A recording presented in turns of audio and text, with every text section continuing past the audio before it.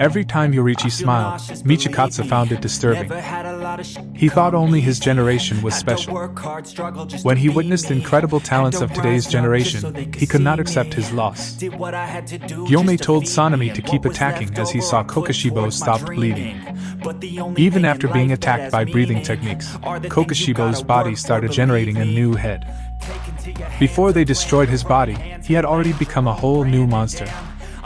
When Kokushibo saw his own reflection on Sanemi's blade, he even found himself hideous. He wanted to be the strongest samurai along with his brother. But now he is questioning his own appearance as a samurai.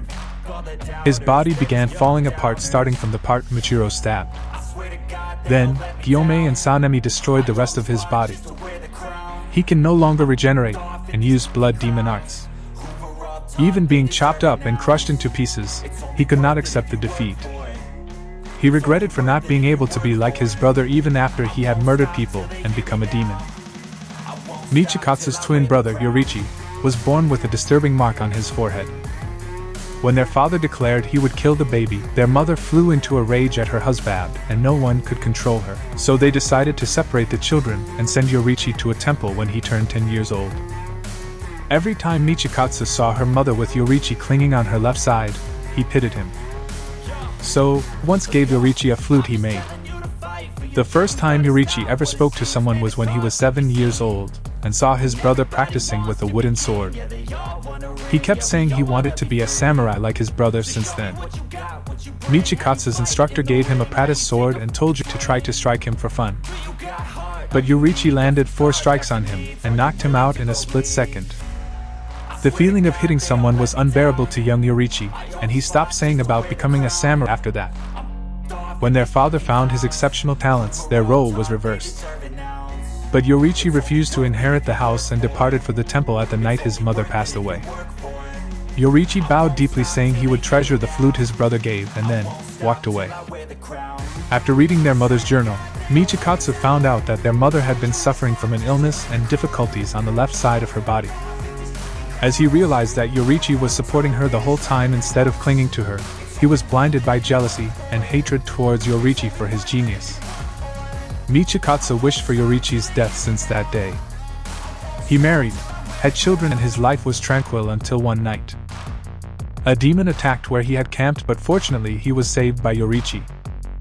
He was completely different than when they were children, for Michikatsu, seeing Yoriichi alone made him burn his stomach with jealousy and hatred.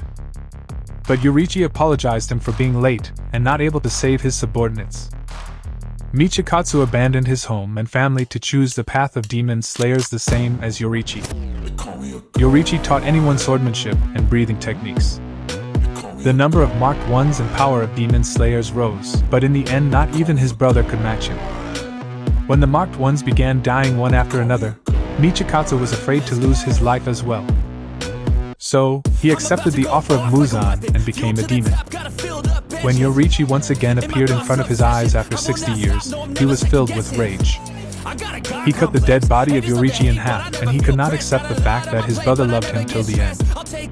He hated Yoriichi for being the only one he could remember out of his family.